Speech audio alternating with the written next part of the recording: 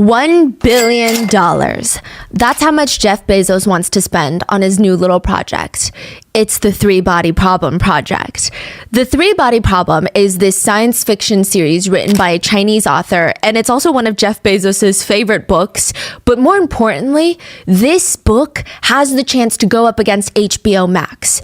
Amazon Prime Video is trying to build up their streaming service, but all everyone online everywhere can talk about for years upon years, just year after year, is the Game of Thrones series on HBO Max. That's it. That's the topic of discussion. Or perhaps it's the Marvel Cinematic Universe that's grossed close to $30 billion, or Star Wars sitting at $11 billion, Harry Potter at $10 billion.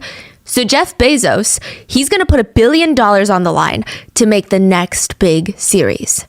Side note, it's not just a money pit. If it's executed well, it's going to be very lucrative. Some sources state that the Game of Thrones franchise made HBO Max about $3.1 billion in just subscriptions, which is about double what it costs to produce and make the whole show. So that's a pretty good return. That's like a $1.5 billion return. And then just the future retention of subscription-based clients that are going to stay on the platform after the show is over. I mean, it's huge. On top of that, Jeff Bezos is worth over $200 billion. So spending $1 billion would be the equivalent of if someone has $200 and they spend $1. Or if you have $2,000, you're spending $10. But $1 billion is still $1 billion. And if they pull all of this off, it's going to be one of the most expensive series to create of all time. So for 8 months, Jeff Bezos has his top team on the deal in order to spend $1 billion to create a multi-season sci-fi show and to bring more viewers to Amazon Prime Video. There's a few obstacles. There's a few hoops that they have to jump through. First of all, they have to get the licensing rights to the English adaptation of the Three-Body Problem. The owner of the copyright, so the owner of the intellectual property, the IP, is a Chinese gaming company called Yuzu Gaming. It is one of the biggest gaming companies in all of China. Once they secure the rights, which is probably the trickiest part because Amazon is reportedly going up against Disney and Netflix, who are all basically racing to try and create the next Game of Thrones series, all fighting for the Three-Body Problem rights.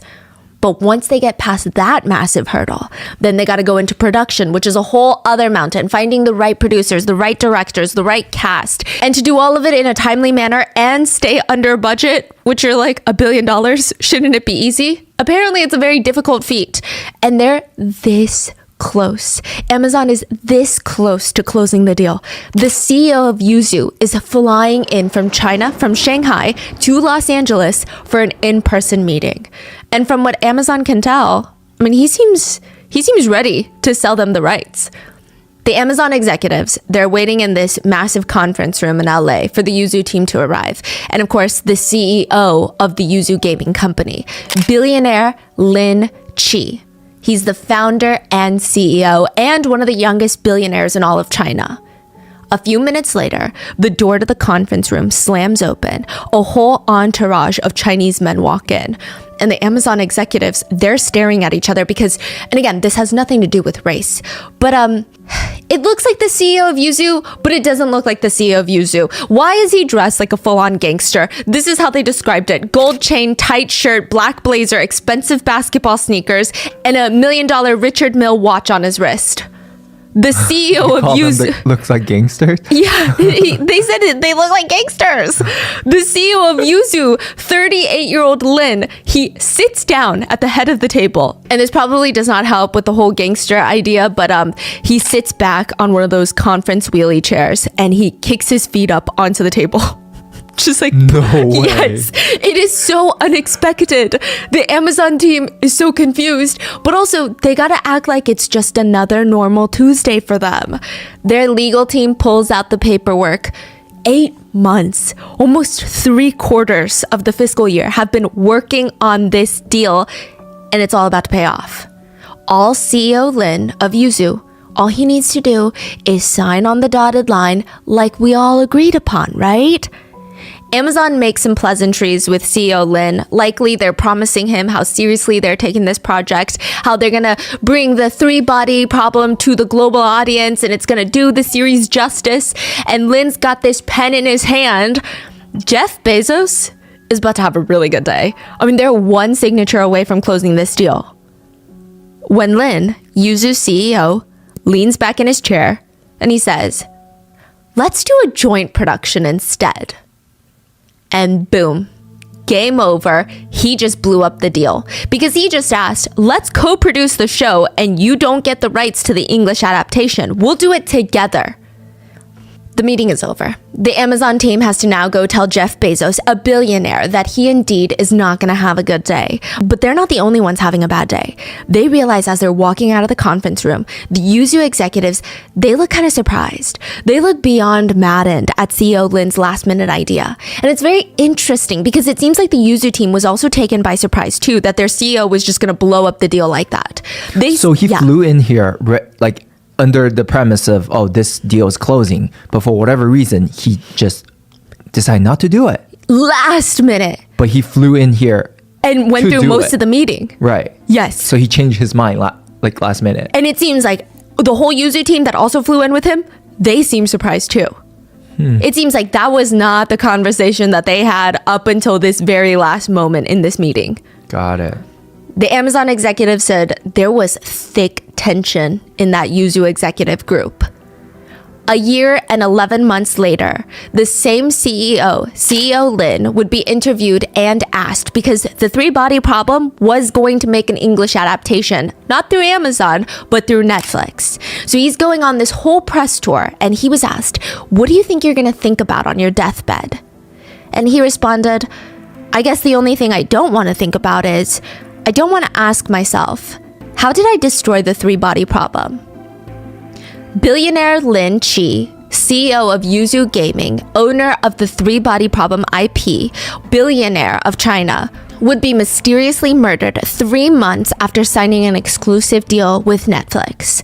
Later, when an insider at Amazon was asked about his death, they said, yeah, well, I wasn't that surprised. We would like to thank today's sponsors who have made it possible for Rotten Mango to support World Central Kitchen, a nonprofit that is at the front lines. They help provide fresh meals to survivors of disasters and humanitarian crises. And as of right now, their focus is providing fresh meals to Palestinians in Gaza. This episode's partnerships have also made it possible to support Rotten Mango's growing team of dedicated researchers and translators. We would also like to thank our listeners for your continued support as we work on our mission to be worthy advocates of these causes.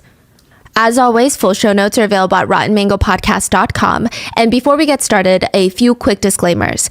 I am not a physics expert or a science fiction enthusiast. Even though I am trying to be recently, I did try my best to research the Three Body Problem plot and universe and a lot of the central themes and concepts, but we did mainly focus our research on the crime of today's case and not necessarily on the book itself. So please, if there's anything that is summarized a bit much or not exactly how it's presented in the book, please let me know. And with that being said, let's get started. Christmas Day 2020. Most of Shanghai is pretty quiet. It's middle of lockdowns. It's holiday season. So most of the commercial buildings, the spaces, they're completely shut down.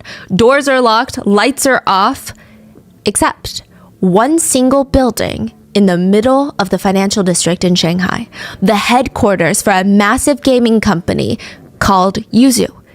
Every single floor of this building, every single office, the lights are on. And if you were to get binoculars and look through the floors, you would see people, office workers, just scrambling from room to room, holding papers, holding their phone. They look distressed. They're scrambling to get it together because if they don't, their stock is going to plummet to the ground and billions of dollars are going to be lost.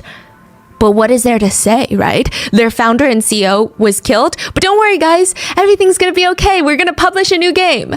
He might have been murdered by someone inside the company, but don't worry. Don't panic. We've got everything under control.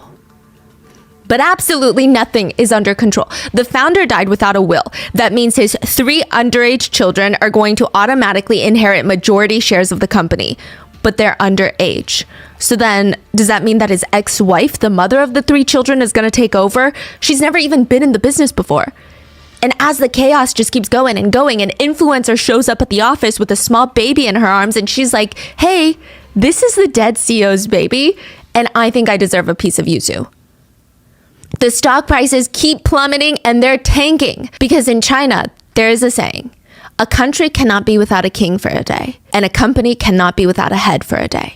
11 years before Lin's murder and the panic of Yuzu's share prices, there was this tiny old little bookstore right next to the train station.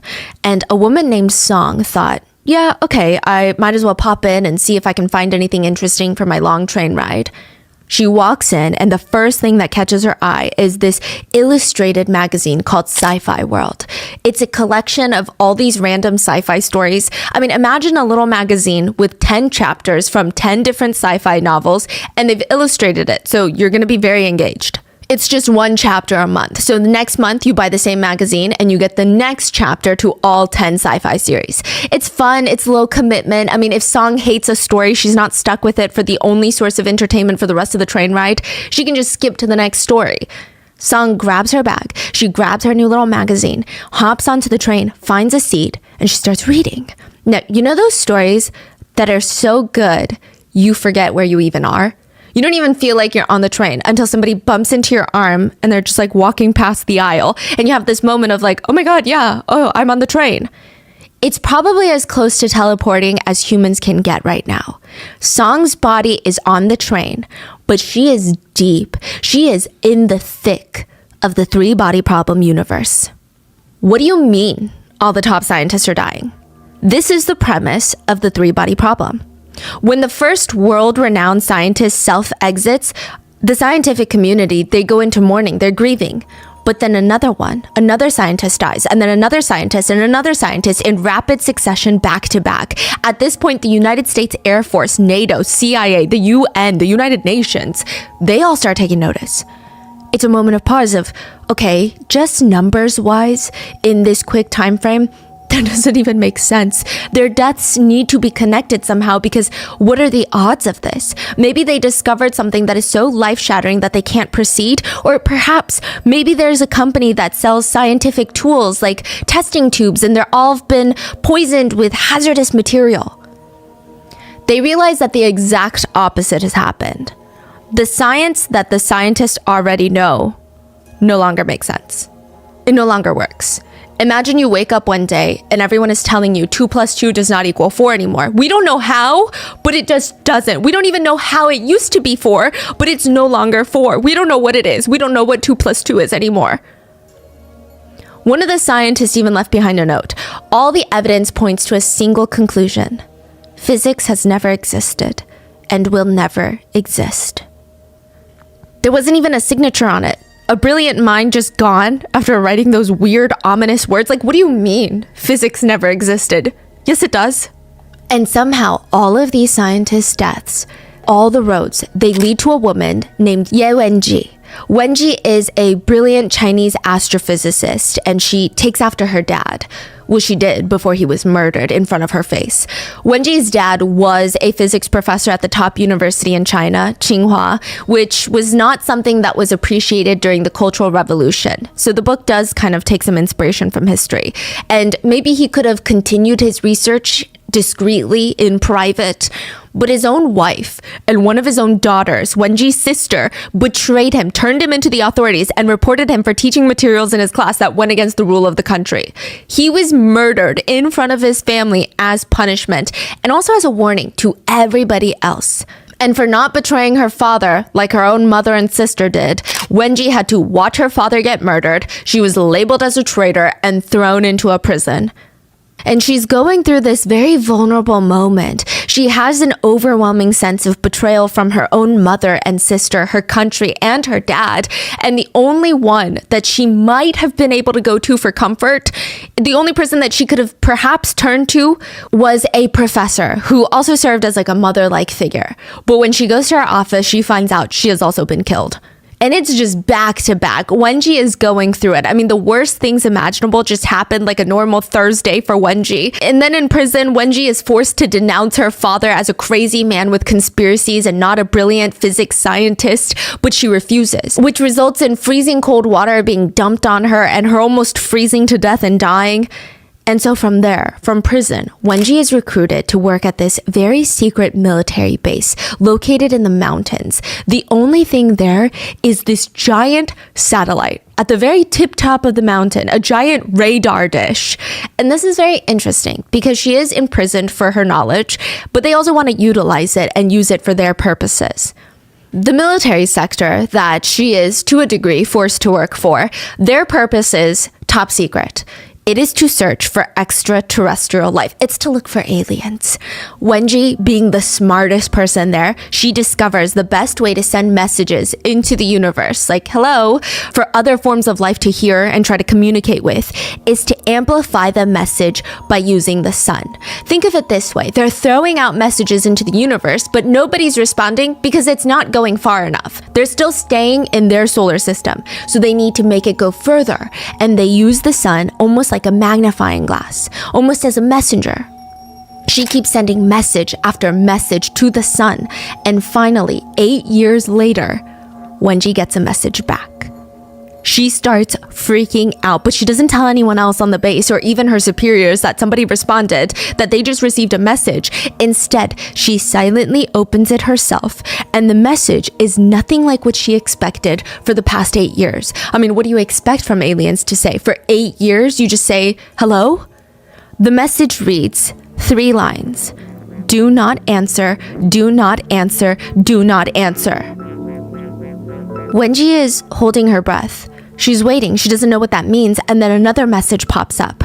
This world has received your message. I am a pacifist in this world. It's the luck of your civilization that I am the first to receive your message. But I am warning you, do not answer, do not answer, do not answer. There are tens of millions of stars in your direction. As long as you do not answer, this world will not be able to ascertain the source of your transmission. But if you do answer, the source will be located right away. Your planet will be invaded and your world will be conquered. Do not answer, do not answer, do not answer. Wenji doesn't know it yet, but this is a message from the San Ti, which directly translates to 3 bodies. They are aliens that no longer have a stable planet to reside on, and now they want to take over Earth. The green message is flashing on her screen, and Wenji is strangely excited. She's shocked. She's scared. I mean, for 8 years, she's been sending message after message to the sun, and she had, I don't know, maybe the world's first confirmation right here on her screen that the universe is not empty, that they're not alone in this galaxy, which means whoever is sending this message to her right now is, if her calculations are correct, 400 light years away. Even if they travel at top speed to Earth, they will arrive 400 years later. Wenji hesitates. What does that mean? Like, what is she going to do with this information? But she has this realization that humanity will never save itself from itself. All humanity does is justify their actions and focus on their own pain. When Wenji saw her mom again after her dad's murder, because her mom betrayed their father, when she saw the guard that actually murdered her father, they both felt justified. Neither of them apologized to Wenji. They both felt like it's normal to inflict pain on others because they themselves are in pain. Humanity is selfish. Humanity is incapable of solving its own problems. Humanity is actually beyond saving. Unless someone from the outside can help. So she clicks send. The message she sends reads, "Come here. I will help you conquer this world. Our civilization is no longer capable of solving its own problems. We need your force to intervene." And now, start the clock. The extraterrestrials are coming for Earth, and who's to say that they're gonna listen to Wenji? Who guarantees that they even care about our civilization's problems? And that's it. That's the end of the chapter. And Song, the woman on the train reading this, she's getting frustrated. The other little chapters in this little magazine, they don't even compare to what she just read in the 3-body problem. What's gonna happen? I mean, I don't even understand. The rest of the train ride, she's just waiting for the train to stop so that she can run off, find the nearest bookstore, and buy the whole freaking novel, read it start to finish, analyze it, get into the story. "Hi, I'm looking for the novel called 3-Body Problem." The bookstore clerk says, "Sorry, never heard of it. You can try an older bookstore if you need, but I don't think that sounds like a new book." Song runs out there and goes to the next bookstore. Hi, I'm looking for the novel called Three Body Problem. Oh, never heard of it. We don't carry that book, sorry. Song is losing her freaking mind. She just needs to know what happens to Wenji, what happens to Earth, what are the aliens gonna come? What happens when they come? Is Wenji gonna be alive when they arrive? I mean, she's so desperate. She begs for a copy of the book online. She's going to sci-fi forums. I'm willing to pay whatever you need. She finally gets some sort of response. I don't have the book, but I have a full set of the sci-fi magazines that you were reading, and I guess you could purchase them all from me, and you would be able to kind of piece together most of the story. Song agrees. She pays several times the original price to get her hands on this freaking book. Her husband notices how obsessive she's becoming, and he's kind of intrigued. Over dinner, that's all she can talk about is the three-body problem. What do you think is going to happen, honey, when the aliens come? She's laying in bed talking to him about how genius this whole storyline is, and she would excitedly tell him, yeah, okay, I'm reading a book on how aliens are going to come to Earth in 400 years, which honestly, fine, great. Sci-fi, it doesn't have the most relatable plots out there. But this is what everybody says about the three-body problem. It feels like I'm reading a book on myself, about the nature of humans, rather than just really crazy alien storyline of an alien invasion. It feels like I'm reading about us. Wait, why did they not think about this before? This is the greatest idea ever. The couple are laying in bed and they decide, we should purchase the rights to turn this random little novel that nobody knows about into a movie. Coincidentally, the couple are in the entertainment industry. Song, the wife, the woman on the train, is a screenwriter, and the husband is a director. Okay, they're nothing impressive, sorry, no offense, but they do have enough money to buy the rights from the author, or at least try to. Song calls the magazine customer service line to ask for the author's contact information, and they go to meet up with him. There's a factory in the mountains of China where a man named Liu Cixin has been working for the past 25 years. We're going to call him LC.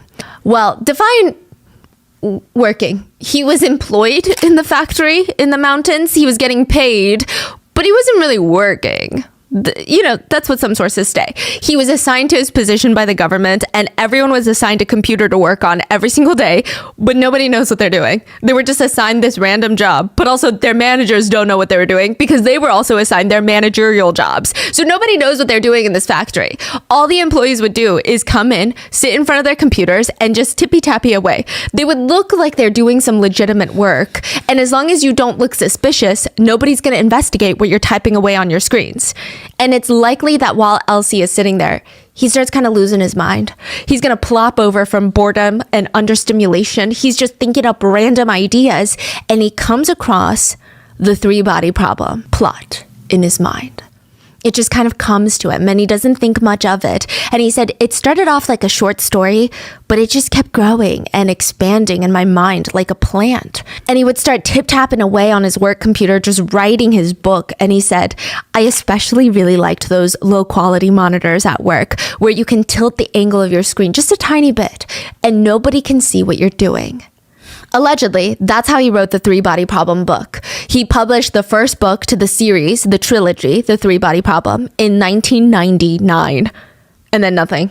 The sales were underwhelming, and he just kept working away at the factory. Nobody knew that this would be the book that former President Barack Obama, Meta CEO Mark Zuckerberg, Game of Thrones creator George R.R. Martin, and Amazon founder Jeff Bezos would be absolutely fascinated by. Former President Barack Obama would say, this series is wildly imaginative. I mean, just really, really fascinating. The sheer scope of the book was immense. It's made day-to-day problems with Congress at the time seem fairly petty. The book, written in the factory in the mountains, would go on to sell 9 million copies worldwide. But at the time, Elsie did not know any of that. He was barely making any money from the books, and he just got laid off from his job, and he is about to get taken advantage of. Now, I would not feel too bad for this author because he has made some really unhinged comments that I can't even really dive into because some of our relatives that live in the area that has asked us not to comment because my comments can impact their lives. Yeah, don't feel bad for this guy is what I'm trying to say. So at this point in time in Elsie's life, he has no idea that everything is about to change if he just sticks it out for perhaps another year, that he's going to be known as the father of science fiction in China. Instead, he makes a deal with who I imagine he believed would be the closest to the devil at that point.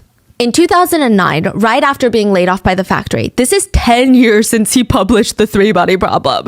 Elsie's got no money to feed his kids. He's got nowhere to go if they get kicked out of their home. He's pretty much hit rock bottom when this random couple calls him. The husband is a director, the wife is a screenwriter. I don't know. He's never heard of him. And they start offering him random figures for the IP, the intellectual property for The Three-Body Problem. They know that this guy is struggling. They know that the author just got laid off. And they know that even when he was working in the factory, he was making like $100 a month. That's $1,200 a year. Now, I just want to put a disclaimer here. It is not publicly known how much the couple paid for the IP, but it is rumored to be around the ballpark of 15,000 USD, $15,000. That is like nothing.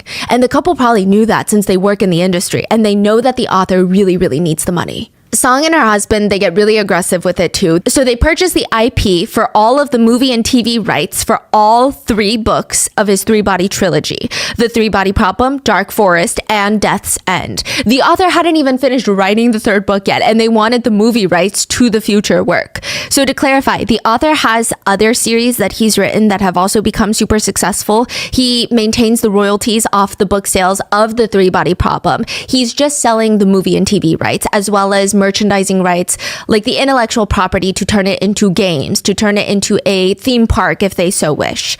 So this couple, they're getting the deal of a lifetime. People liken it to picking up a rock on the street, just a random rock, dusting it off, only to discover it's a 10-carat diamond. Like, what are the odds of that? Do you know what the Fermi paradox is? Imagine you're in your front yard, watering your flowers. Your family is inside your house, dancing to music while they're cooking up a breakfast. Your dog is running around in the backyard. You're busy swatting away all these bees. And oh my God, you see this cute little bird on your bird feeder. And there is just so much life on your house, outside on the lawn, inside your house. But then when you look to your left, where your neighbor is supposed to be, if you had one, it's just a barren desert land. You have green grass. You've got all these cute little animals and birds flying around. You've got all of this. And to the right is just a barren desert land. And then you look to the other side, to the left, more barren desert land. So one day you get curious. You send a drone out for as long as the drone goes, and you send it all the way down what would be probably down the neighborhood. Nothing. There's nothing, just barren desert land. So then you hook up the drone to the biggest battery you can find and send it all the way out, and it comes back and it's just barren desert land. It doesn't look abandoned. It doesn't look like someone was there and then left. There's just no signs of life anywhere outside of your tiny little lawn and your tiny little house. So your house is in the middle of the desert. Yeah, and you're the only one with green grass and all these animals and plants that are thriving, but that doesn't make any sense.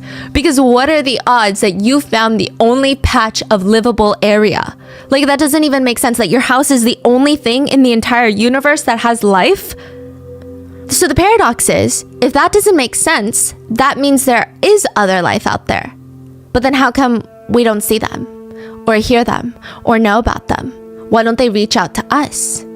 The scary answer would be, we don't see them because they're hiding. The dark forest theory, according to the Three-Body Problem, is a very dark take on the Fermi paradox, which is each civilization's goal ultimately is survival, nothing else. There are questions between humans about, are humans inherently good or are we inherently bad? Are we evil or are we moral people? But if you really look at the infinite unknown universe at the universal scale, none of that really matters, is what the dark forest theory says. The only thing that matters to humanity and all life out there in the universe is survival. At the end of the day, good and evil mean nothing. So the dark forest theory goes as follows.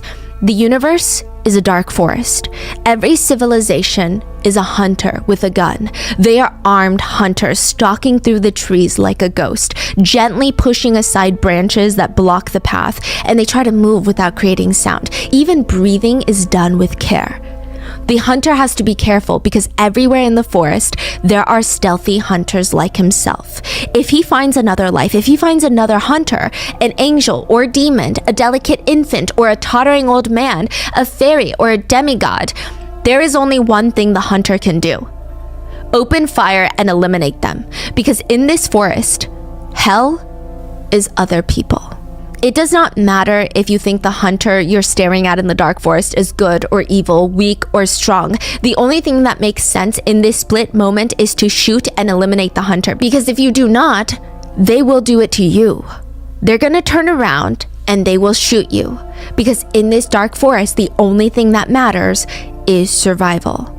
The struggle for survival rules over everything else, which translates to shoot first, apologize later. Which is basically what the couple did when they purchased the rights from the author. Within a year of selling the film and TV rights to the trained couple, Three Body Problem starts blowing up. Everyone wants it to be turned into a movie, and the couple are foaming at the mouth. They start hosting press conferences in Beijing where they invite representatives from the top film production companies, and they have their two lawyers just standing right next to them, ready to sign an 8-figure deal that nobody wants. Like, if the couple were just trying to sell the IP for the Three Body Problem, no strings attached, there would have been a massive bidding war. But the couple present a deal that nobody wants to take on. The couple state, we have to be involved in the Three Body Problem production. The offer is, we want to have 6 episodes, a 6-film series with an investment of around $25 million for each of the movies. We want to be heavily involved. The husband will be 1,000% the director and the wife will be 1,000% the screenwriter. So they want a bunch of people to invest money for them to make this crazy 6-part movie. Yes, like the next Harry Potter series. There's a saying in China where if there's a man laying on the couch, no matter how much you want them to stand up, no matter how much you're trying to drag them, if they're just like limp, dead weight on the couch, you're not going to get them to stand up. It doesn't matter how much blood, sweat, and tears you put into that person. They're going to stay laying on that couch. They're going to stay horizontal. The couple's skills are basically non-existent. Even if they had Jeff Bezos' resources, they would not be able to pull this movie off unless they use those resources to fire themselves and hire new screenwriters and directors. I mean, no offense. Okay, like, they're that bad, just subjectively speaking. The husband, the director, he had never directed anything of this kind of magnitude with this kind of budget. It's like giving a person who's only recreationally kayaked, maybe they kayaked once or twice in their life, giving them the steering wheel to a mega yacht or a massive cargo ship, and then expecting them to do a good job at sailing the boat. Nobody's gonna have a good time. It's gonna be rough waters. And that's not my personal opinion. You know how movies and shows are reviewed and they're rated on a scale of 1 through 10? Even if you were to take every existing work that the couple had already completed, they had, I think, 2 TV shows, 4 movies prior to all of this. If you added up all of the scores, it would still not hit the 2 digits. It would not hit 10. I mean, they're all rated horribly. I think the highest rating that they ever got was like a 5. Yeah, it's pretty bad. The investors, entertainment companies, production companies, nobody wants it. Not even the fans. They're terrified. They were all over social media at this point because remember the part in Three Body Problem where the main villain, Wenji of the series, gets a message from the alien saying, do not answer, do not answer, do not answer? Mm-hmm. Well, fans responded to the couple's multi-million-dollar proposal with the words, do not film, do not film, do not film. Because they'd rather no movie than a ruined movie. Yeah. That makes sense. Nobody wants the Three Body Problem bad enough to put up with this couple, except billionaire Lin Chi. He is one of the youngest self-made billionaires in China at this point. He was worth $2.2 billion. He built his fortune off of knowing what people want and then giving it to them, which in this case, big-chested women in video games. Yeah, okay, so his company, Yuzu Gaming, had some very large assets in their games. Yes, one of their biggest games to date is called League of Angels, which features very exaggerated characteristics in their design process. Lin knows what his audience is looking for, and he delivers on it, and it made him a billionaire, right? We can't hate on that. So within just 3 years of finding Yuzu Games, he becomes one of the youngest CEOs of a publicly traded company, and at 33 years old, he becomes a billionaire. Wow. In 2020, just the first 3 quarters of the year from January to the end of September, Yuzu's revenue was over $500 million. In the US, there's only about 1,000 companies that make over $500 million a year. This is like the top of the game. But I will say that Yuzu's games are not necessarily seen as a world-class standard for gaming. If anything, their games are kind of pooped on by the online community. Some netizens would go as far to say, if the goat of gaming is Blizzard, Yuzu is the goat shit. Yeah, apparently a lot of Yuzu's games would just pull from other games. They would take the plot details, fight sequences, even digital aesthetics, just taking bits and pieces from other games and then Frankenstein them, release them to the public. But even then, some people would enjoy it. They said, it's the type of game that you don't waste too much time or money on. You don't get too invested. It's just a silly game that you play on the toilet. But that's Yuzu's strategy. You target the lower end players. You focus on making affordable but fun games that don't require gaming computers to play because it's so high quality. You keep it cheap to develop, cheap to play for the masses. I mean, there's a large market for it, clearly. I mean, he's a billionaire. He was not oblivious to what people thought of his games either. He said something along the lines of, when an affordable shoe brand starts releasing shoes, as long as they can be worn, walked in, they're going to sell even if they start leaking after a rainy day. Insinuating not everybody has money for Gucci footwear, but also don't expect the world's best shoes without paying that price. There's a market for everyone. Before Lin went on to run one of the most successful, profitable gaming companies in China, he was just a little kid working in a coal mine. I'm serious. There was one day he worked there 14 hours in the dark, scary, dangerous coal mines. He came up after his shift, just coal all over his face. He sees the sunlight again, breathing in that fresh, crisp air after 14 hours of dust swirling in his lungs. And he tells himself, I'm never going to be in a situation ever again where I have to work in that coal mine, which he wouldn't ever have to ever again because his parents own the coal mine. Yeah, Lin is the son of a wealthy businessman who owns a few coal mines, and they made him work one singular day in the coal mines as a wake-up call. To give you some context, Lin's parents have money, but they also have zero time. So Lin's whole childhood, he doesn't really remember his parents, but he does remember that they would send him living expenses every single month. And by living expenses, I mean allowance for takeout food. He would have to buy takeout every day for him and his little sister. He was likely one of the wealthier kids in the neighborhood, but every day he was starving. He was forced to beg his neighbors and family and friends for cash. What happened to the money that your parents sent to you? What are you talking about? You need money. He used it all to play video games at the arcade. Lin said he got really, really good at the art of negotiating, the art of yapping at this point, because wealthy family son blows money on video games. I mean, who's going to want to lend him money? Nobody, unless he can somehow convince them. He gets by for a while before somebody tells his parents what's going on. So his parents, they pull him out of class one day, throw him into the coal mines, and they did not actually initially plan on letting him work in the coal mines. They just wanted to take him down there and be like, see, you got to do this. And they're screaming at him, if you don't study hard, you're gonna have to dig coal in the future. Is that what you want to do? Lin has the audacity to look at his parents and say, I think coal mining sounds pretty good. I'm quite interested, actually. So after 14 hours, he's practically crying at the sky, kissing the ground, and he said, I will never forget that kind of coldness and that kind of darkness. Coming back up, seeing the light, it felt like heaven. So he snaps out of it, and since that day, all he does is study for the college entrance exams. He missed Tsinghua University, which is like the Harvard of China, by 2 points. He ends up at the Nanjing University instead, which is still a really impressive school. He's majoring in computer information management, and he's just back to his old ways. He's smart enough to get by with minimal effort, and the rest of the time in college, he's in his dorm room, all the curtains are closed, he's playing video games and eating cup ramen every single day. That's all he's doing. After college, he's spending a good chunk of his time kind of rotting in his bedroom. During the day, he was working for, at first he started at like the AT&T of China. Then later he moves to Huawei, which is like the Apple of China, right? But the corporate life, not really his vibe. He doesn't like it. He likes to do things his own way. He doesn't like to ask his manager for permission to do things that he already knows more about than his manager to begin with. So he starts raising capital. In 2005, he gets $55,000 in his account and he decides, I'm going to develop a property management software company. It's definitely a case of he's following where he thinks the money's going to be. But it's clear he's just not into it. Within a few years, company goes bankrupt. Then he does it again. New company goes bankrupt. Then again, new company goes bankrupt. 3 failed companies, and Lin has no clue what he's going to do next. But he's like, you know what?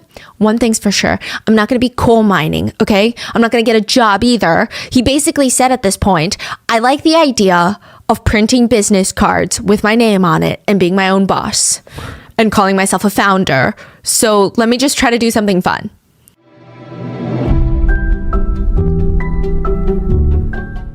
So many of our friends and family have been starting small businesses, and I'm so excited for them. I love seeing people go after their dreams. And if you or anyone you know is starting a small business, I'm going to give you guys the same advice I always give my friends. If you're selling any kind of product, you need to look into Shopify. Shopify is the global e-commerce platform that helps you sell at every stage of your business. From the launch your first online shop stage to the first ever real life store stage, all the way to, did we just hit 1 million orders stage? Shopify's there to help you grow. No matter what you're selling, whether it's scented candles or jewelry or anything in between, really, Shopify has the tools to help you grow no matter how big you are right now. Shopify is the most user-friendly e-commerce platform I've ever seen and used. We used it when we were selling Grandpa Mango merch, and I am not the most tech-savvy person to say the least, but it was so easy for me to navigate Shopify. The best part is that you don't need to be an expert to grow with Shopify. They've got these beautiful templates that let you customize your online store. Even if you're not good at graphic design, you don't need to pour a lot of funds, especially in the beginning, into making it beautiful because Shopify's got those templates. They have built-in tools to help you organize marketing campaigns, even if you don't know anything about marketing. Shopify even has a built-in AI tool called Shopify Magic that helps you create product descriptions, generate FAQ pages, and even send emails. It's kind of like having a personal AI assistant. Shopify helps you turn browsers into buyers with the internet's best converting checkout, 36% better on average compared to other leading e-commerce platforms. Shopify powers 10% of all e-commerce in the US, including Allbirds, Rothy's, and Brooklinen, and millions of other businesses of every size across 175 countries. So if you're a business owner and you want to scale your business this year, you need to check it out because businesses that grow with Shopify. Sign up for a $1 per month trial period at shopify.com/rotten, all lowercase. Go to shopify.com/rotten now to grow your business no matter what stage you're in. Shopify.com/rotten.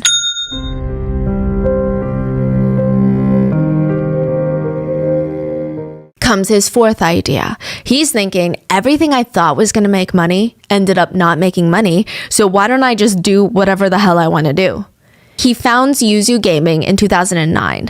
I mean, he technically, I guess you could say, has 20 years of experience in gaming because he would do that like 15 hours a day, and he starts working. Back then, there used to be games where you would have to purchase the CD for, which I still believe exists, but you would have to get a CD, put it into your computer, and then you would play the game on the CD, and it was just a lot. But around the time that Yuzu was founded, it was the beginning stages of internet games, where you would just get on your little computer and instead of going to the store buying a CD, you would just type in Tetris.com, and without going to the store, you would be able to play Tetris on your computer without a CD. Yuzu was one of the bigger web game companies for a while. They were like part of that trend, the initial trend. The first game that they ever released was called 36 Tactics. It was a strategy game which surprisingly did really well outside of China. Yuzu starts catching on to that very quickly, and they start catering their games to people outside of China using Chinese aesthetics. So they release a game called A Sword in 10 Years, which was influenced by Chinese traditional martial arts, but it was digestible for foreigners. So it does really well. By 2011, the company was consistently launching games every month or every other month. And by then, Lin's personal net worth broke $1 billion. He's at the top of the wealthy list in China. And I will say, a lot of people were not the most fond of Yuzu or the most fond of Lin. He was someone who really appreciated the finer things in life. He's one of the youngest CEOs on the billionaire list, and he definitely was not afraid to spend money. I guess you could say that this man really knew how to live life the wealthy way. If he liked something, he wanted the highest quality, the best version of it all the time. He had this obsession with tea, specifically pura tea, which is fermented tea. It's pretty intense. It's actually known as one of the teas that you really only see very serious tea drinkers or collectors drinking. They call it the champagne of tea because it's really only grown in one region of the world, in the Yunnan province of southwest China. There are other places that can harvest this type of tea leaf, if I'm not mistaken, but it would be called something else. The tea leaves go through natural fermentation. It can last for months or even years depending on the tea leaf. Apparently, the longer the tea ferments, the more flavor there is. They say it ages like fine wine. And some of the tea leaves for this specific tea can be over 1,000 years old. Like the top of the line can easily go for $5,000 a pound of tea leaves. Yeah, it's like a huge thing. Yeah, one enthusiast described it as like a perfume. The way the tea hits you, the way it hits your mouth, the way that it trails after you swallow it, the feeling is akin to exhilaration. Lin would send his assistants or his tea collectors specifically to that region in China that makes that tea to purchase it on site because he doesn't want to just get a random bag of tea. They need to pick the specific tea leaves. He was very serious about the things that he liked. He also very much likes wine. So he created his own little wine fund where he invested $5 million just to acquire the world's finest wines. He even constructed this massive kitchen next to the Yuzu headquarters where he had 2 Michelin star chefs sitting around, just on standby, ready to cook a meal for him whenever he has a little craving. I mean, he truly was a character. The CEO of Meituan, which is like the Uber of China, said this about Lin. He's got the strength of a dragon and the fierceness of a tiger. He's full of energy. He's a force to be reckoned with. And more on that, like more on the fierceness of the tiger aspect. Apparently, Lin is incredibly hot-tempered. He's got this short fuse. There's allegations that he could not even go 10, 20 seconds without interrupting someone. But other people said, well, not really. I mean, I guess you could put it that way, but it's more of the fact that Lin is super direct and he's very intense when he's expressing his thoughts compared to other people. People who are not used to his level of passion, they would call it a bad temper. That's a very nice way of putting it. I mean, perhaps both are true at the same time, but all I know is Lin is a very polarizing figure. Either people love him and respect him, or they love, respect, and fear him, or they hate him, despise him, and fear him. Because one way or the other, how do you not fear a billionaire? Some of his other billionaire friends said, I just think that the public is scared of his ambition. He was always there holding a glass of expensive wine, talking about his imaginative thoughts for the future. The guy is full of dreams. And his next ambition was to globalize the Chinese entertainment industry. Eventually, Lin wants to pivot Yuzu away from affordable online games to real content. He said, in the early days, Yuzu's team goal was simple and pure: get things done. To be honest, I'm a very realistic person, but my reality is different from ordinary reality. I think games can make me wealthy and enable me to create value. Only when you have money can you realize your ideals and dreams. And his dream was to create a new IP that would live on even after he's gone, a whole legacy, create a whole universe that would rival the likes of Harry Potter, Star Wars, Lord of the Rings. I mean, isn't that crazy? One person or a few people, they think of something in their minds. They create like this fake universe, and it's so good that it becomes part of the real universe, that everybody loves this world, that it becomes part of the real world. That's deep. That's what Lin wants. And he wants to bring Chinese culture and talent into it. He said, our movie industry is still dominated by Hollywood. Every time aliens attack Earth, the globe, why is it that only American soldiers save Earth? He wants to become the world's leading provider of entertainment services, create the Chinese marvel. And the only way to get there, that he felt, build a whole universe around the IP of a famous series, is the three-body problem. In the three-body problem series, the Santi, the aliens who want to invade Earth, they send a collective message to all the humans, to all of humanity before they arrive on the planet. 3 simple words. You are bugs. You are bugs. We are bugs. We are bugs. Humans are bugs to them. Now, 7 years after the couple acquire the IP for the three-body problem, they purchase it from the author. Billionaire Lin, licenses it from them. So he's not buying the rights. He's saying, okay, I'm going to co-produce a 6-film series with you. Like, let's start with the first movie. Finally, somebody wants to work with the couple after 7 years. Lin even has the author come onto the project as an executive producer. He's willing to hire the top VFX, special effects teams from Hollywood. A lot of the big names at the time were casted to be part of this series. And when they finally wrapped filming, they had the first version of Lin's hopes and dreams basically on a disc in their hands. He's so excited. He invited his closest friends and family over and some of the top film critics in the whole nation to come and witness the first ever viewing of the first ever film of the three-body project. After they watched the movie, the whole room was silent. I mean, nobody even knew what to say about it. It was just so... The ones that were a bit nervous around Lin, they came up to him and they said, it is so good, so moving, so touching. I mean, captivating, really. However, I do think it's a little bit too forward thinking for the mainstream audience. You know, they're all kind of dumb and this is too artistic. I think I'm scared that this type of art, this level of craft and creative expression is just going to go over the general audience's heads. You know, it's just almost too good. Yeah. The other people, the ones that weren't scared of Lin, so probably just his friends and family, they looked at him and just said bluntly, are you sure that was a movie? That felt like a PowerPoint presentation. The movie was filmed with 50 screenwriters.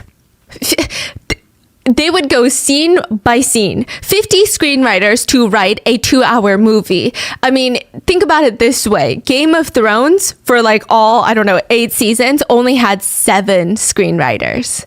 7. Wow. Yeah. So 50, I mean, each scene is probably written by a different screenwriter. So the whole tone, the messaging, the plot, it's all lost. Every 2 seconds, a whole new vibe, a whole new mission, a whole new direction. And they're not even communicating well. It's like they stitched together the worst group project ever. Just relay racing this shit. Each screenwriter would write a few minutes, stop randomly. I wouldn't even be surprised if they stopped mid-sentence. Then it would be passed on to the next screenwriter. Then the next. I mean, to give you an idea, again, 7 screenwriters for Game of Thrones. They're using 50. It just makes zero logical sense. I mean, it doesn't... More does not mean better. Many? I don't know. I guess they thought more the better. The more the better. The couple were interviewed. The couple, the director and the main screenwriter, the one that owned the rights to the IP, they were interviewed during a press release for this movie, or at least the announcing of the production for this movie. And the husband, the director, said that his biggest challenge for this film would be the special effects. He said he spent years learning green screen technology. Green screen? Just adding green screen in the back? Yeah. Precisely. Which is also very interesting because a lot of the editors working on this movie allegedly mass walked out on their jobs. They were having to sit there 20 hours a day editing the green screen. So let me give you an idea. Let's say my background is a green screen. It would have to fit the whole frame, right? Yes. And then you would put a little background on it. The director did not buy a green screen that was big enough. Even if the editors had put in a background, the edges of the frame would still not be green screened. And then there were parts in the middle that were not correctly green screened. I mean, it was crazy. So the editors had to sit there, crop out green, and then place green in the parts that were not green screened. And then they could overlay a background on it. It was absolutely horrendous. And also, remember the special effects company that they wanted to work with in Hollywood, one of the biggest names, I believe they worked on Harry Potter? They declined the footage. They declined it. So they get the raw footage of the 3-body problem and they said, whoa, what is this? Like, that's not what we're supposed to be doing. Apparently, the couple did not know that if you're working with a special effects company, before you send them the footage, they work with you collaboratively. They make sure that you get the right raw footage that they need in order to do the special effects. You can't just send them random footage. Like, I can't just send them this video and be like, okay, well, can you special effects like an alien invading right now? Thank you so much. Like, you can't just do that. They thought you just use it like a dry cleaner. You show up after your shirt is covered in stains and they fix it. That's not how it works.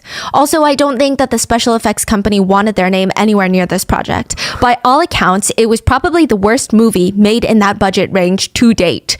The couple end up taking the footage to a domestic special effects company, which I'm sure they're great, but they're no world-class leader in special effects.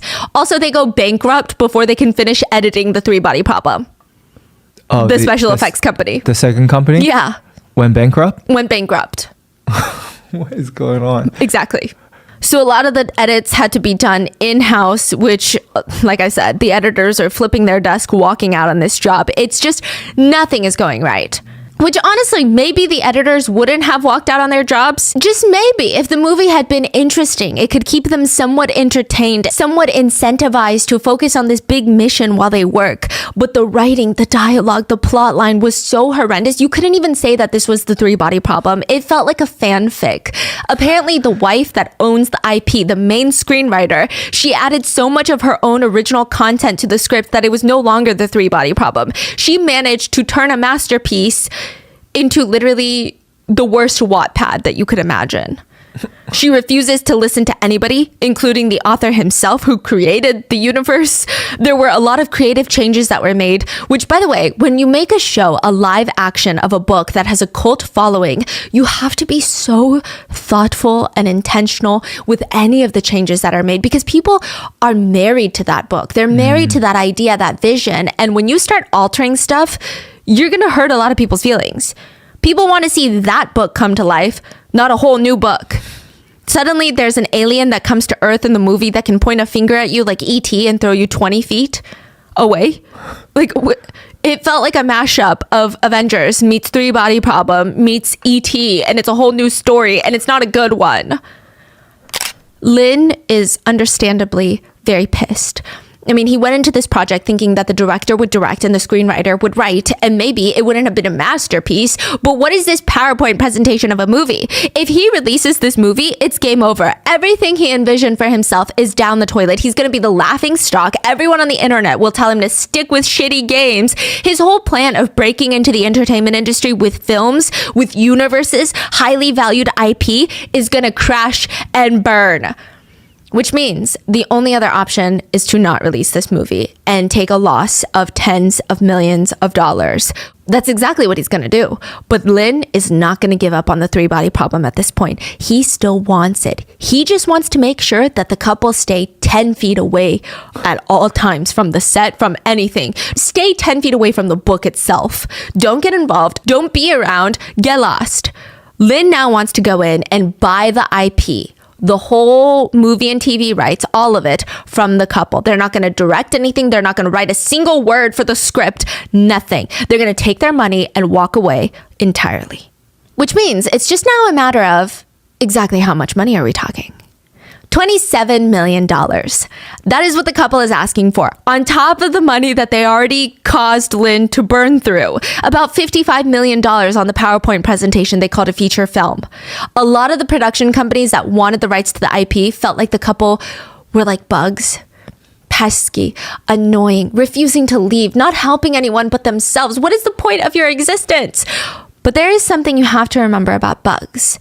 It's a quote from the 3-body problem. Look at them, the bugs. Humans have used everything in their power to extinguish them out of disgust.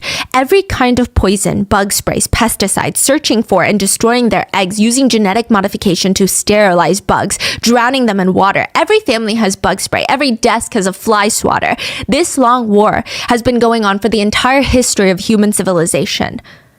But the outcome is, bugs are still not extinct, and their numbers are no less than that of humans. Insects roam heaven and earth, just like the true masters of the planet.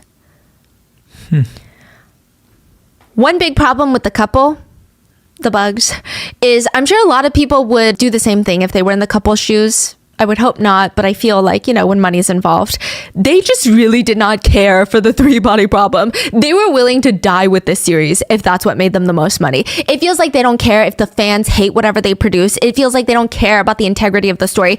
They want to kill the entire trilogy and universe by releasing shitty live-action movies if they can profit off of it. They're like, if the IP is going down, I'm going to go down with it. It's honestly kind of wild. I mean, just the principle of that is not what Lin can get behind. He already blew 55 million on the couple, and now they want another 27. At this point, they're so close to closing the deal. The couple come back and they say, we change our minds. We want closer to 30 million. We want more money. Mind you, they've already somewhat taken advantage of the author and purchased the IP rights for allegedly $15,000. And they're going to make $27 million from $15,000. That's crazy. But they're coming back and saying, actually, we deserve more for this. Lin is aggravated at this point. Technically, $1 million is nothing to somebody like Lin, and he's losing sleep over this whole situation. It really comes down to the principle. It's infuriating him.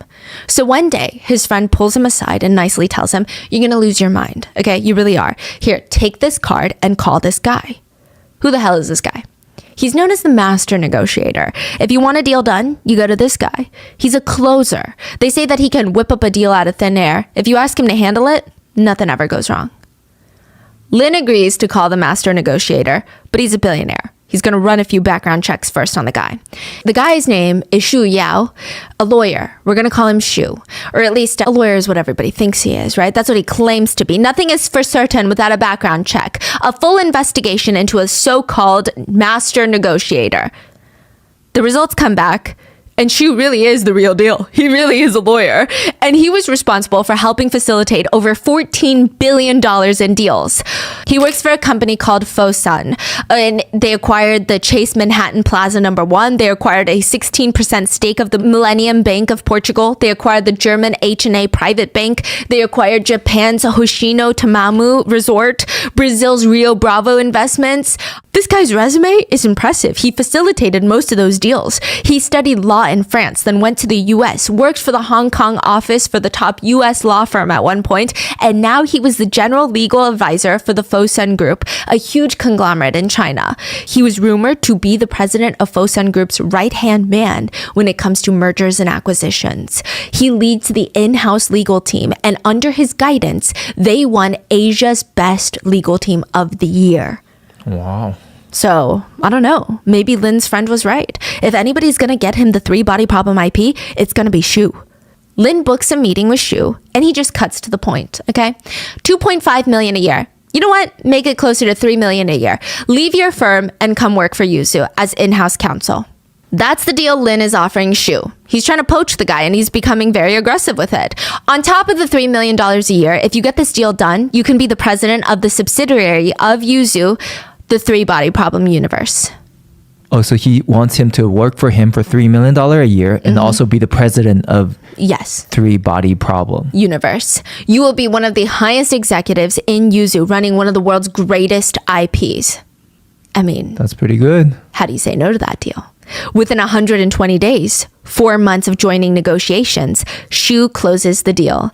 Instead of the over 27, close to $30 million the couple originally asked for, in 2018, Yuzu purchases the IP for the three-body problem for $16 million. The three-body problem IP was now Lin's, and Shu was officially the president of the three-body problem universe. In order to understand the three-body problem, I think you have to understand the two-body problem.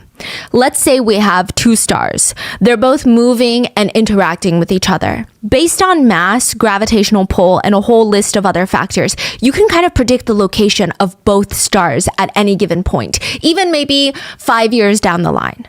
Disclaimer, technically our solar system is not a two-body problem, but for simplicity's sake, just imagine Earth and the sun. Earth orbits around the sun at a certain speed and distance. It's predictable to a degree, and for a certain period of time, it's going to be the same route. You can calculate it mathematically.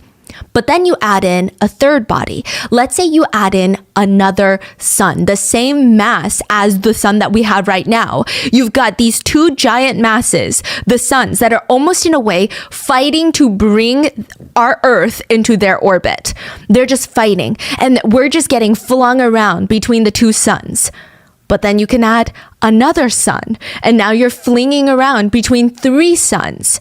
The three-body problem is a real problem in physics. It's not a problem that the book came up with. It's considered a mathematically chaotic system. You cannot analytically, with much accuracy, predict the future of the three-body system. Because even if you change the environment, even if the smallest increment of distance has been altered, the whole system goes completely chaotic. And the result becomes exponentially different from what you have calculated, which makes the three-body problem mathematically unsolvable. Santi, the aliens in the three-body problem book, which translates to three-body, the Santi are basically an alien race that are faced with a three-body problem of physics in their universe. They live in a three-star solar system.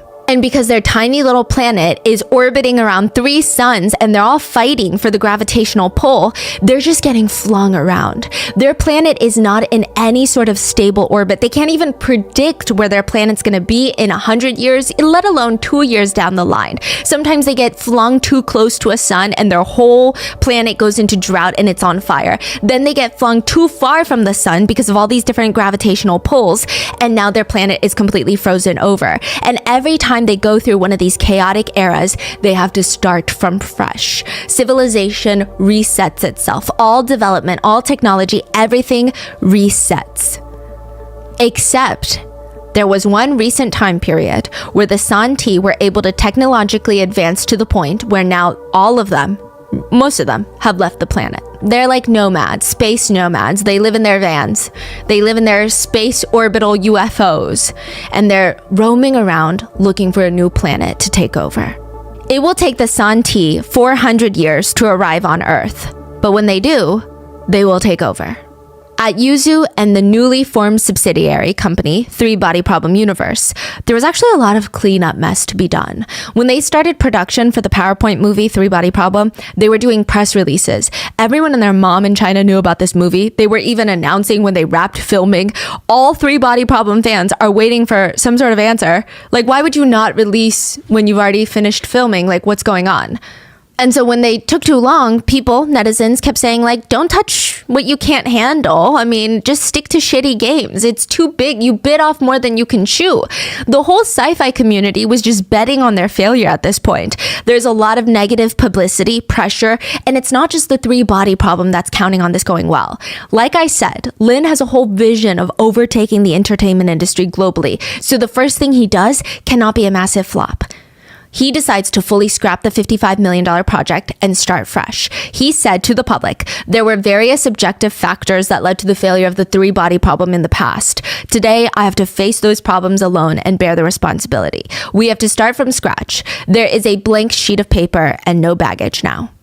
The new plan now is start the universe with 3 movies, 2 Chinese drama series, 1 English drama series, 3 seasons of animated versions of the three-body problem, audiobooks, podcast. The films alone, Yuzu is estimating spending close to $190 million to produce 6 films. Then eventually they can head into VR, video games, art, music, publishing, even offline experiences like exhibits, art installation, theme parks, three-body problem themed escape rooms.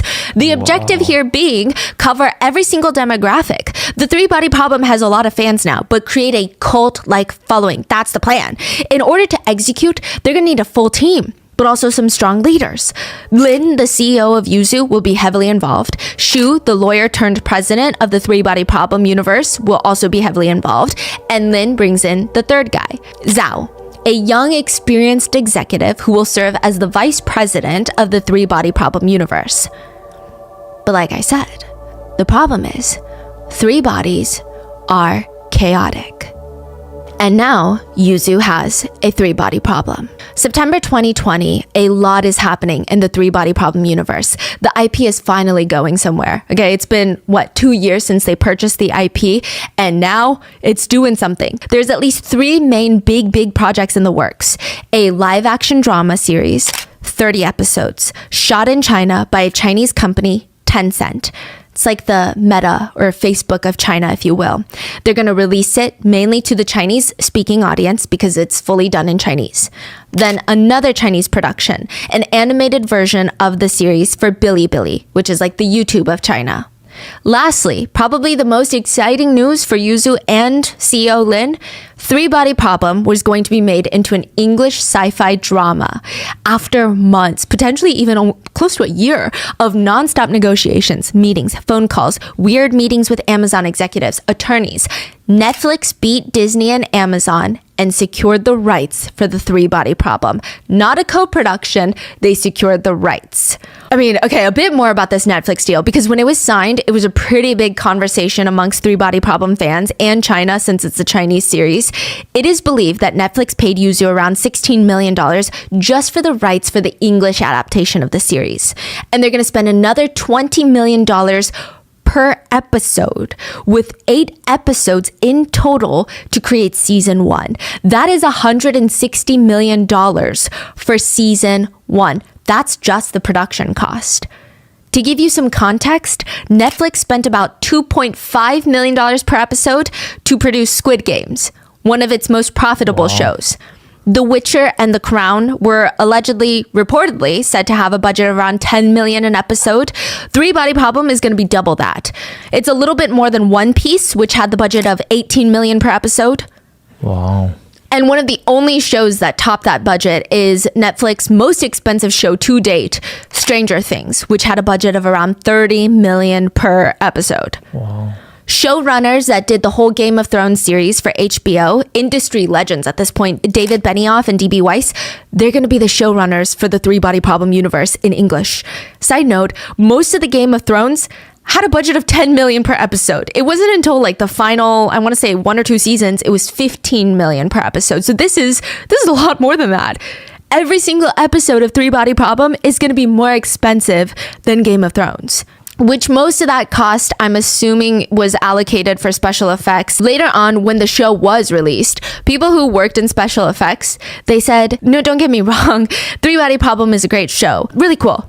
Watching it though, because I work in the industry, is like watching people or someone pile up $1 million in cash and then light it on fire. You're just burning through money for a few minutes of cool effects. Every few minutes, it feels like, okay, that's $300,000. Okay, there goes $1 million for a 2-minute clip. Okay, that's another $500,000. Just burning money. So think about that next time you watch a sci-fi show.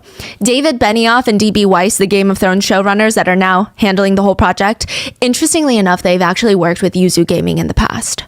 Yuzu was licensed to create a game based off the HBO series, and they made Game of Thrones Winter is Coming, the video game. So Yuzu worked with them. I don't know how directly they worked with Benioff and Weiss, but they did work together to a degree. Now, there are some layers of public reactions about Netflix acquiring the English rights. September 2020, there were so many conversations. So first of all, in the past few years, this feels like one of the biggest projects, most expensive projects to bring a Chinese story to Western viewers. A lot of Chinese fans were super excited and super nervous because there's so much nuance in the Chinese culture and history, and how it's going to be depicted, nobody knows. Netflix does end up changing a lot of the characters. They describe it as globalizing the story. Their argument being that it's not necessarily just an in China story. I mean, the aliens are invading Earth. Every country's involved. Apparently, the author agreed to it, and they wanted it to feel more inclusive to the West. But still, a lot of Chinese netizens were upset because only a third of the cast of one of the most significant Chinese sci-fi series were of Asian descent. A third. There were also some mixed feelings about having the Game of Thrones showrunners be in charge of Three Body Problem. I mean, most of the reactions I would say were positive because they're influential, iconic, yes, great. But other netizens were hesitant considering the last season of Game of Thrones is known to be one of the most disappointing seasons in TV history. But it does seem like they're taking it seriously. The Game of Thrones showrunner said, "It's one of the first things we'd come across since Game of Thrones where we were actually scared. Like, we knew that this was going to be hard, and that's why we knew we had to do it." Wow. Another interesting aspect to the Netflix production is there is a lot of elements of not just Chinese history in this book, but also so much physics. I mean, it's science fiction, so of course it's not real and it's fiction, but this series is so heavy on the science part. It's not even the fun stuff. It's straight up physics. Apparently, Netflix offered a Physics 101 class for almost everybody that was working on the show. They had an astrophysicist as a consultant for the show. He was just on speed dial for any and all questions. Just the sheer amount of science that is pertinent to this plot of this series is crazy, and it's going to make the show very, very difficult to create on a visual scale. I mean, think about it. It's one thing to read about how something starts as 10 dimensions. Imagine 10 dimensions in your head, and then it folds, collapses into 9, 8, 7, 6, you get it, until 2. How do you show that visually from a visual standpoint? Like, what does it look like inside of a particle accelerator when atoms are colliding? David Benioff said, "For me, there were so many scenes in the book that I read and I thought, I really want to see this." Throughout the whole trilogy, there were so many scenes that are so thrilling to read, but also as a TV writer and producer, it's deeply intimidating because you're thinking, how are we going to show multiple dimensions on screen? How is that going to work?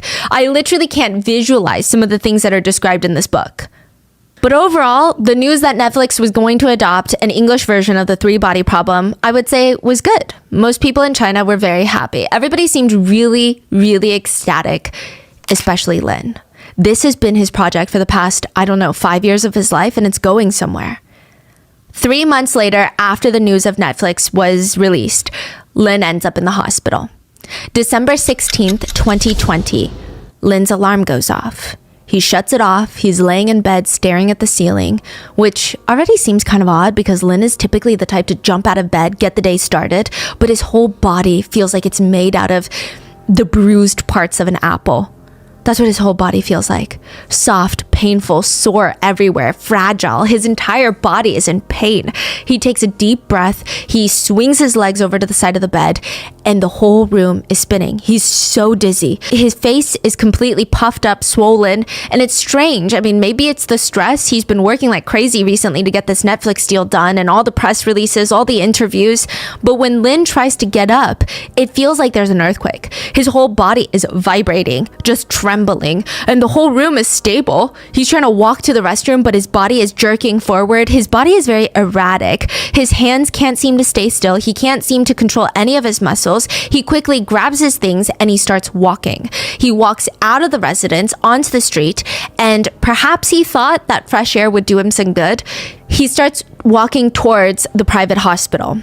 It takes him about an hour to walk the very short distance to the hospital, and once he's in through that door, his state has already rapidly deteriorated. He can barely breathe, he's throwing up, he's having explosive diarrhea, doctors are rushing him to the ICU, and eventually he goes into full cardiac arrest. His whole body is shutting down on him. In the Three Body Problem book, there's a fascinating concept called chain of suspicion. Let's say there are 2 civilizations, 2 worlds, and the only 2 worlds with life on it in the entire universe. Let's just say that. Civilization 1, let's call it Earth. It's us. And then there's Civilization 2. The 2 planets are 400 light years apart. So for us to get to Civilization 2, it's going to take 400 years and vice versa. And Earth just discovered Civilization 2 exists. We just discovered there's another life out there. Civilization 2, as of right now, has no idea that Earth exists. They don't know that there's life outside of their planet. The problem here is Earth knows about 2, but other than the fact that we know that they exist, we don't know anything else. We don't know if they're good or bad.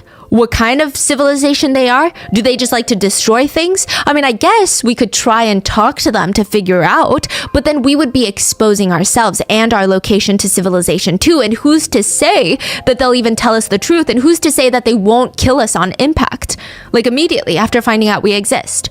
So Earth must, at least to a degree, wonder if maybe we haven't found any other civilizations. What if it's because civilization 2 has been out here annihilating all sense of life? And what if they find out about Earth, they're going to annihilate us too? So now, there's a few ways that this could play out. The first way would be guarantee Earth's survival and the survival of all humans on Earth and destroy civilization 2 before they know Earth exists. It's only a matter of time before they find out about Earth. Then what? We just bet and hope that they're not going to kill Earth for the same reason Earth wants to kill civilization 2, for peace of mind, for guaranteeing survival? But let's say humans can't do that. We want to know more about civilization 2. Then we'll figure out what to do next. So we reach out. Now civilization 2 knows about Earth. Perhaps they kill Earth instantly, or perhaps they interact with Earth. Now the problem is there are so many things that make this very complicated because there's so much more now that we have to factor in, like a technological explosion. So the way that Netflix describes it is, it took humans 90,000 years to get from hunter-gatherer to farmer. And then it took humans another 10,000 years to become industrialist. Then 200 years for atomic power. Computers, the information age, another 50 years. Meaning on the scale of the universe, the amount of time to get from hunter-gatherer to where we are now, it feels slow, it feels very gradual. But on the scale of the universe, it's like a burst. A technological explosion. And who's to say Earth does it the fastest? So with that in mind, if Earth reaches out to civilization 2, they discover one of two things. Maybe they discover that civilization 2 is weaker than Earth, and they seem nice. But what does that even mean? You can't just take that for face value when you have the whole weight of humanity's survival on your shoulders. That means right now, civilization 2 is weaker than Earth. But after Earth reaches out, that might be the perfect catalyst for them to have a technological explosion. Because according to the book, quote, staying alive is not enough to guarantee survival. Development is the best way to ensure survival. On Earth, it took 300 years, but there's no reason why humanity should be the fastest of all cosmic civilizations. Maybe there are others whose technological explosions are even more sudden. I'm weaker than you, but once I received your message and know of your existence, the chain of suspicion is established between us. If at any time I experience a technological explosion that suddenly puts me far ahead of you, then I'm stronger than you. And on the scale of the universe, several hundred years is the snap of a finger. And it might be that my knowledge of your existence and the information I received from our communication was the perfect spark to set off my technological explosion. That means even though I'm still just a newborn or a growing civilization, I'm still a big danger to you. So it's saying that anybody, even if they're weaker, they can surpass you. Yes, and become a threat. It's the incentive of the stronger to kill the weaker at this point. Because at any point they can become stronger to you, and who's to say that they operate on the same ethics and morals as you do? Got it. So even if someone's like little, yeah, okay. And very soon they could be more powerful, more advanced than you. And sure, they seem nice, but it's the chain of suspicion. It's basically game theory. You're predicting outcomes based on multiple participants. Civilization 2 tells Earth, we're good people. We're weaker than you and we're very good people. We're nice. If Earth believes them and decides not to kill them, Civilization 2 lives. But now Earth is left wondering, what if Civilization 2 lied? Or what if they get more evil as they grow more technologically powerful? Then we need to annihilate them while we still can. Or what if they're good but they later turn evil? Then we need to annihilate. Or what if they're good but they think we're bad? They don't think that we're also good. So being good, they need to technologically explode and then they're going to kill us because they think we're bad. But Civilization 2 is also having the same thoughts. Maybe Earth is nice, but they don't trust that we're good, so they're going to kill us, which means we need to kill them before they kill us. Do you see the chain of suspicion? Yeah. It's very complicated. It goes on, and ultimately, the chain of suspicion, there's only one correct answer. If survival is the only thing that matters, you kill on sight. Because according to the book, There is no universal moral code that living beings abide by in the galaxy. It reads, on Earth, humankind can step onto another continent and without a thought destroy the kindred civilizations found there through warfare and disease. But when they gaze up at the stars, they turn sentimental and believe that if extraterrestrial intelligences exist, they must be civilizations bound by some universal noble moral constraints. Insinuating, if humans can't even be good, why would they expect any other life in this universe to be good and treat us with kindness? That is the chain of suspicion. And in the Yuzu office, there is a chain of suspicion taking place.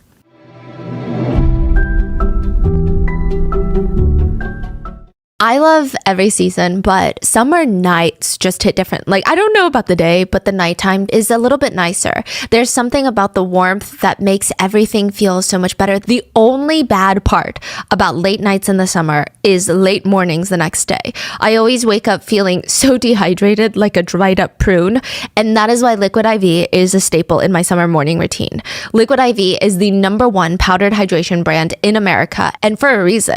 It has 3 times the electrolytes of the leading sports drink, plus 8 vitamins and nutrients in a stick that is so convenient to use. I always keep a few sticks of Liquid IV in my kitchen counter so that I just never forget to make a glass of Liquid IV with breakfast. It is the perfect way to start the day. I feel fresh and hydrated. I even feel like my skin looks better when I remember to take Liquid IV. And it's just so simple to make. You just grab a glass of water, you tear, pour, live more.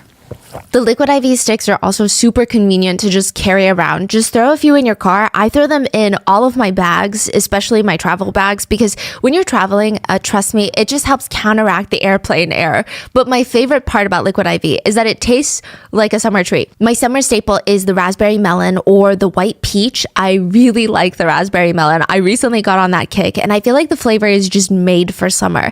It's sweet with a hint of tartness, and I have no idea how they make it sugar-free with no artificial sweeteners. Well, actually, I do have an idea. They use a proprietary allulose blend, which has the same texture and sweetness as sugar, but without any of the calories. Liquid IV sticks are also non-GMO, vegan, gluten-free, dairy-free, soy-free. So turn your ordinary water into extraordinary hydration with Liquid IV. Get 20% off your first order of Liquid IV when you go to liquidiv.com and use code ROTTEN at checkout.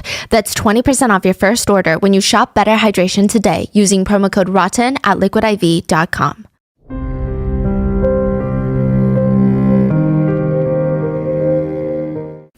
The doctors initially guessed that Lin came into the hospital December 16th, 2020, that he had a heart attack. Lin had a heart attack from overworking, stress, bad lifestyle habits. But very quickly they think, wait, maybe it's not. Maybe something bad happened. Now, I'm not too sure how they came to this conclusion, whether it was from recent experience, symptoms, a gut feeling, or the fact that the patient is a billionaire. I have no clue. But they believe that Lin was poisoned by pufferfish. To test this theory, the doctors run a few labs, and Lin was found to have high levels of tetrodotoxin. He has way more than the lethal amounts in his body. Now, tetrodotoxin is often called nature's most powerful neurotoxin. There's not many effective antidotes, and it's found naturally in pufferfish. That's why they can be very poisonous.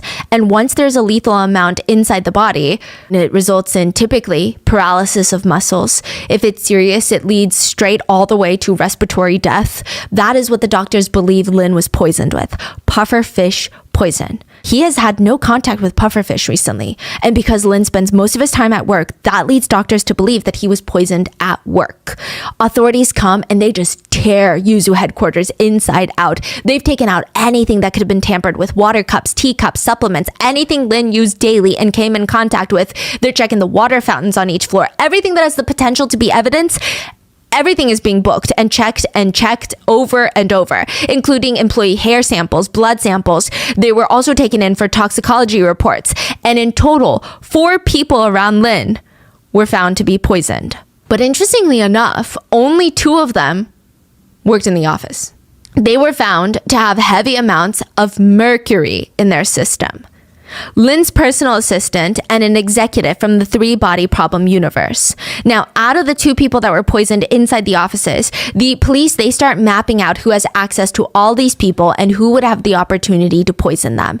And out of everybody, the chain of suspicion comes down to one person.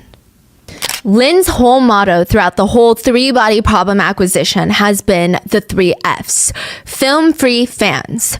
Films, create movies everybody's gonna love. Free, let fans use the IP to a degree. So instead of going after a random super fan who spent weeks creating an animated short story using the characters and the plot and the likeness of the brand, or a super fan that develops a game off the Three Body Problem and everybody loves it, instead of suing them for copyright, Lin's vision was let them create. And even encourage them. He said, whoever can make a good game should have the right to use the IP for free. In the grand layout of IP, it is the people who are competent and talented that keep it alive, not the people who have money.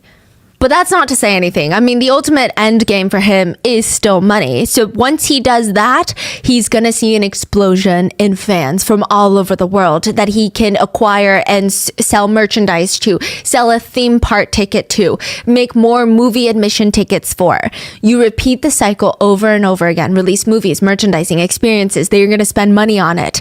It's the 3F model. Lin said the fans, especially for something like the Three Body Problem, they need to be respected.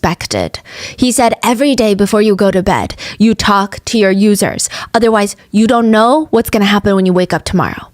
That's the spirit of the internet. And the internet, they want things fast, okay? Lin is really aggressive with the development of the Three Body Problem, which from a business standpoint, it does make sense.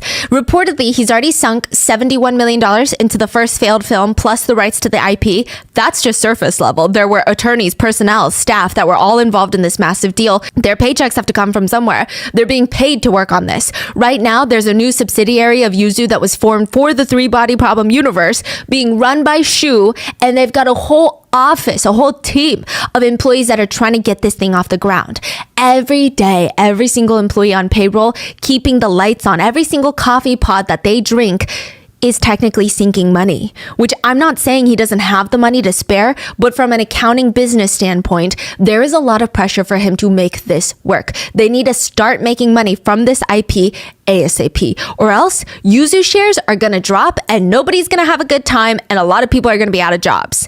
But for a full year, nothing happens. It's radio silence inside the Three Body Problem building. When was this, you saying? 2019. A year after they acquire the rights, nothing is happening. Nobody knows what the hell they're doing and what the hell is going on. What do you mean you don't know what's going on? I don't know. I don't even know who I'm supposed to be reporting to. The whole thing is chaos. Everything is stalled because the head of the company is a lawyer who has zero experience in the entertainment industry. He has no idea what he's doing. Nobody wants to listen to Shu because all of his contributions as of right now are misinformed or dumb because he's just a lawyer. What does he know about this business? Everybody's kind of doing their own thing. There's no head of any project. No one is leading the march. One employee said, at one point, Shu spent more than 2 hours asking random employees in the break room about their advice on making it work in the entertainment industry. Aren't you supposed to know that? One former employee said, we would have these meetings and everybody was super passive. Everybody was just a bystander. Nobody even knew who was in charge. So the result just was not good. When Lin realizes that everything at the Three Body Problem universe is stalled, he marches into the office and he's got a meeting with Shu. They're going to continue to have daily meetings moving forward from this point. Lin is desperate. He's practically begging, screaming at Shu. We got to turn this IP into money soon. We got to monetize now or else the ship is going to sink. Shu is calm. He always is. That's his trademark. He's in his 3-piece suit, polished leather shoes, and he just looks at Lin and he suggests, well, the solution is we just release the first PowerPoint movie that you already made so that we can make some money back. The freaking PowerPoint movie? Lin blows up. I mean, that's crazy to even suggest. I mean, it's going to ruin the name of the brand, everything. It's shit. The whole movie is shit. People are going to scream at us all day that it's shit and we will never get out of this mess. From that point forward, it is said that the two would argue every single day in the office. Former employees said you could hear them arguing nonstop. Sometimes when Lin, the billionaire, would get extra passionate, he would pick up cups with water, tea, whatever's still in them and throw them, chuck them at Shu. If it was particularly emotional of a fight, he would pick up a chair and chuck it at the wall. Everybody tried to act like they didn't see what was going on, but they were really loud. Sometimes they would hear billionaire Lin screaming at Shu, "You are a stray dog that I brought in from the street. I fed you, I took care of you, but you can't even do anything. You can't even do the basic." It was really bad. An anonymous employee said, "That's just how Lin is, though. You could be at any level of the company and Lin would scold you in front of everyone and even break things if he was really frustrated. His management style is quite rough." Every day, it felt like the tension between Lin and Shu is building up to some big catastrophic event. I mean, it was just so blatantly tense. At a strategy meeting once, Lin asked an open question to the employees about their experience at the company, and Shu, without hesitation, spoke up. "I feel wronged in the workplace. I feel a deep sense of disparity working here." People knew that things were just gonna get worse from here. There were even rumors floating around in the office that the two, Lin and Shu, were destined not to be able to work together. So first of all, the Chinese character for Lin is actually two symbols placed together and they spell out wood. Wood, wood. But it's pronounced Lin. Yeah. Now, Shu Yao, the spelling of the character Yao, the way he spells it, spells out earth, earth, earth. 3, earth. And if you look at the 5 element charts in China, which include water, wood, fire, earth, and metal, with the belief that depending on where you were born and the elements, they're going to greatly impact you one way or the other. Wood and ground are on the opposite sides of each other, which is quite a complicated way of saying they're destined to not be compatible. But even if you don't believe in the elements and the charts, employees said it was pretty obvious, like their managing styles, their personalities, it wasn't going to work. Lin is not a traditional CEO. He's young. He likes to run things in a very extreme, all or nothing kind of way. Shu, on the other hand, he's very elitist, very academic. He wears suits and ties for every meeting. He expects everyone to have the same level of corporate professionalism that he has. They said Shu could not handle the, quote, barbaric culture of Yuzu. They said Shu is thin-skinned. His self-esteem is definitely going to get hurt. And out of the two, by first glance, a lot of the employees actually liked Shu more. They said he's soft-spoken. He's quite nice to his subordinates. So the people that work under him, he's nice to them. If you do something wrong to Lin, he's going to throw a teacup at you. If you do something wrong to Shu, he's going to, in a very corporate way, tactfully express his disagreement with your actions. You open up the dictionary and you look up corporate executive, it's going to be a picture of Shu. He has the power of 3. Right now, he's got high education, high income, high position. He does have a pretty elitist air to him. One of his employees said he's stern and he sets boundaries, and he has to. But other than that, he's an easy person to get along with. However, at the same time, it is not easy to break the barriers into his close circle of friends. AKA, he's as professional as it gets. He's that employee, you will never know what's going on in their personal life. A colleague who worked closely with both of them said, "If I had to compare the two, I would say that Lin is a very internally driven person. He will try to solve problems by improving himself, and it's all about what's going on inside. Shu, on the other hand, is a very externally driven person. The environment, his peers, the surroundings he's in have a great influence on him. Lin is kind of like a loud car, making noise down the street. Dangerous, loud, but you see it coming and you hear it from a mile away. Shu, he's silent, but he's powerful. He's like a volcano. You just never know when he's going to explode. He feels unpredictable." Really? The quiet one? Yeah. Now, there were a few odd instances with Shu. One colleague remembers they were in the break room once together having a super casual conversation, and Shu just offhandedly said that he really, really likes reading novels about poison masters and dark magic. Witch doctors, he called them.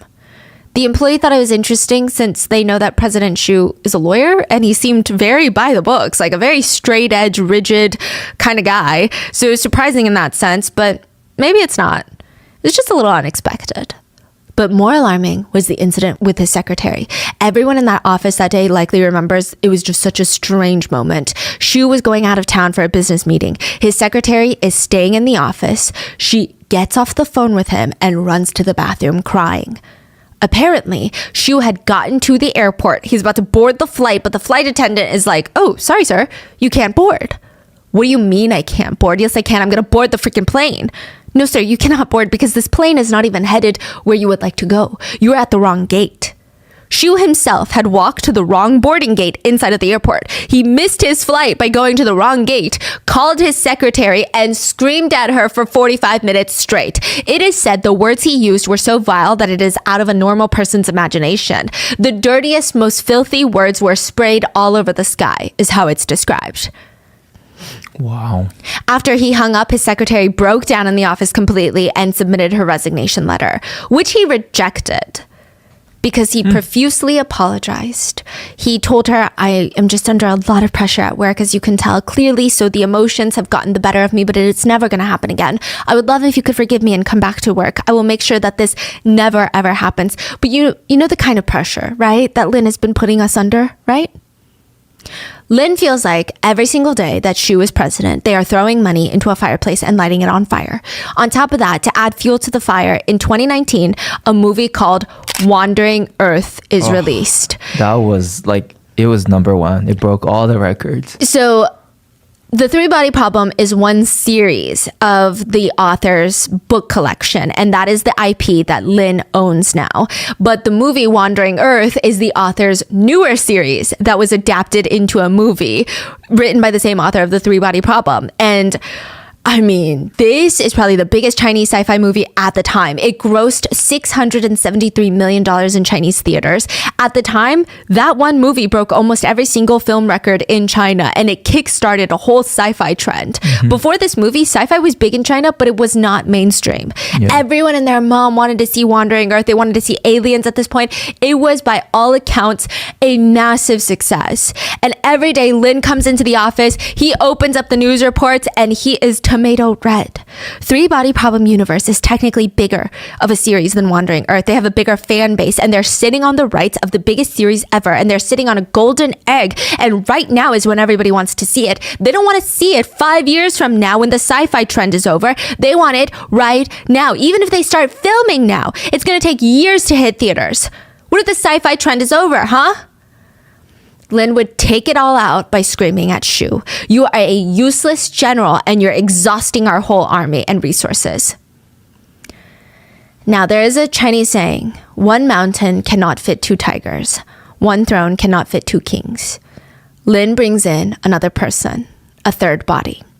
Everyone, please meet the newest vice president of Three Body Problem, Zhao. Lin brings in a younger, more experienced vice president into the company, and it is very, very clear what Lin is planning. Zhao is Shu's replacement, and he's breathing down Shu's neck every single day, asking him why they have nothing to show for the Three Body Problem IP. Lin doesn't even hide the fact that he favors Zhao. Zhao is basically acting as the president of the Three Body Problem and just starts making executive decisions, ignoring and disrespecting Shu completely. Shu has no real power at this point. He just has a title. He doesn't even have his salary anymore.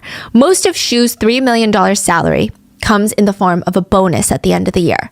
But in 2020, Lin is telling Shu, don't even expect a bonus, because what have you done to warrant a bonus? Without a bonus, Shu's salary is about $500,000 a year, which to him is nothing. It is not nearly enough to put up with the emotional trauma every single day of having cups thrown at you, chairs thrown at you. He feels like he's being used as a punching bag. And as Shu's life and career are falling apart, and it feels like everybody in the office is laughing at him when he walks in, Zhao, the VP, is living the dream that Shu feels like he was promised. Yuzu Games and Netflix signed their deal. Shu is not even part of the conversation. He's not even mentioned once in a single article or in any of the press conferences. His name is nowhere on that project, not even in passing, even though he's technically the president of the Three Body Problem universe. It is announced that Lin and Zhao are going to be executive producers on the show alongside some of the most iconic showrunners in TV history. Game of Thrones showrunners David Benioff and D.B. Weiss. Brad Pitt and Rosamund Pike are also, regardless of how you feel about them personally, but like in terms of names in the show business, Brad Pitt holds a strong name, and we love Rosamund Pike. Brad Pitt is part of Three Body Problem? Executive produced. Oh. Brad Pitt and Rosamund Pike, who plays Gone Girl. I think that's how you'll know her. They're also involved in this big project, even though they are not casted. So on the production side, I mean, this is going to be a big deal. But Shu is going to get nothing. Shu doesn't even have any shares in this business. So as the universe grows, he's really getting nothing. But he's not fired. He's still in the company. Yeah, but it's only a matter of time. Yeah. December 17th, Xu is arrested at a law conference in Beijing. It said that he was desperately trying to get a meeting with the vice president of the three-body problem universe, Zhao, his own replacement, presumably to try and poison him. That's what the police think. So they arrest him. Wait, 17 is after the hospital? Yes, Lin is in the hospital. When? He is... 17th? Yeah. No, he was in the hospital 16th, so the day after. Oh, the He's day still after. alive. Right. So Lin in the hospital, really sick. And the next day, the police arrested Zhao. 16th, Lin is in the hospital really sick. They suspect poisoning. They start searching the offices. 2 other employees are discovered to have been poisoned. The next day, December 17th, they arrest Xu. Because they're like, there's poison in the office and someone's poisoning them and we think it's Xu. Oh, because they fight all the time. Yes. I see. So they arrest him. Now, Xu was working as the three-body problem president, but he was also a Japanese CEO. A Japanese CEO. He's Yeah. Japanese? Well, he's Chinese, but he owns a company in Japan, a chemical import and export company. Well, not really, but he did recently register a company in Japan along with 160 new phone numbers. He started ordering poison off the dark web and sending them to Japan to his holding company. Then slowly he would have someone import all the poisons from Japan to China. They probably didn't even know it was poison. What? He would have them shipped in different packaging at different times to different locations until they all made it to his tiny little warehouse in a quiet, distant suburb of Shanghai, where the rent is somewhat affordable. The houses are spread far enough that you can actually get some privacy. You can walk around in your underwear in the back shed and probably, hopefully, nobody will notice. Xu leased a house there in the suburbs so that he could create his own Breaking Bad lab. That's his favorite show. Xu purchased over 100 poisons on the dark web, and he was not even there just to see which one he liked. He was mixing, combining, creating new poisons. He kept detailed logs of how much each poison reacted to others being combined with other toxins, the size of the poison needed, the amount, the powder or liquid, like symptoms of each poison and how deadly it is combined with other poisons. It's a lab. What? Xu was out to create his own little poison blend, if you will, his own concoction, mixture. And his test subjects were stray animals. He would catch stray cats, dogs, rats off the street, test the poison on them first, and it said that he killed hundreds of animals during his testing phase. Whoa. So this is happening during the whole, like off work, like he's going home and mixing poisons. Yeah. Like beginning of 2020. Wow. He's planning this for months. Wow. Eventually, he settles on a few toxins, but his main ones would be pufferfish poison, mercury. And the plan was Xu would poison Lin and Zhao, the VP of the three-body problem IP, with mercury through their coffee, whiskey, water, and tea. Now, the plan was small quantities, frequently, over a long period of time, to make it very hard to trace back to him. The vice president of the three-body problem universe, Zhao, he had 10 times the safe levels of mercury in his body. He had to be hospitalized. He had to be treated with dialysis to clean the toxins from his blood, which is not a fun process, but it worked. He was discharged. But he did bring a cup of tea with him home from work. His wife had taken a sip, and she also had alarming high levels of mercury in her system. She survived, but she had just given birth and was breastfeeding. She had to stop breastfeeding because of the mercury levels. Whoa. Now, the curious part is Lin's personal assistant was also poisoned. Lin makes sense. He's targeted by Xu. The vice president makes sense. He's targeted by Xu. His wife makes sense because she took a sip of his coffee and he's targeted by Xu. You get it, right? But what about the assistant? Did she wrong Xu? Not exactly. Earlier in December, because again, he was hospitalized 16th. Early in December, Xu had walked into Lin's personal assistant's room with the little bottle in his hands. He places it on the desk. She looks at him, confused. Probiotics. They're from overseas. They're probably the best I've ever had. Highest quality, great for digestion and stress. Tell Lin that they're from me. The assistant takes the bottle in her hands, and before Shu walks off, he tells her, actually, can you make sure that he takes it every day? You know how he's so forgetful. Shu decides that he wanted to kill them now. The mercury, it was just taking so long. They're too young, they're too healthy. He needs to give their bodies a big push. So he puts pufferfish poison with a blend of other poisons into the probiotic capsule. Now, the original plan was to try and kill Lin and the vice president at the same time with probiotics. But at this point, Shu and the vice president are fighting so much, even more than he's fighting with Lin, that if he were to give him a bottle of probiotics right now, or even to his assistant, they'd be in the trash. So only Lin would receive the probiotics, and there were a total of 30 pills inside, and only 1 or 2 of the capsules were poison. What? So it's like he's going to take it every day, but you don't know when it's going to hit. It's like playing Russian roulette with his life. But that still doesn't explain how mercury got into the personal assistant system, because she didn't have pufferfish poisoning. She had mercury. She didn't take any of the probiotics. But remember the tea that was tainted with mercury? Well, Lin only drinks the finest teas. And sometimes he wouldn't finish the whole teapot. He would have this little teapot with tea left over that he didn't pour into his tea glass, and the assistant, instead of washing it out, she would pour it into a thermos and take it home to drink, because it's like $5,000 per pound of tea leaves. When else is she going to get money like that to drink this kind of tea? Is she okay? Is she alive? Yeah, she's fine. She's alive now. But I mean, fine as in she probably went through a lot, but she's alive. Wow. The tea was poisoned with mercury.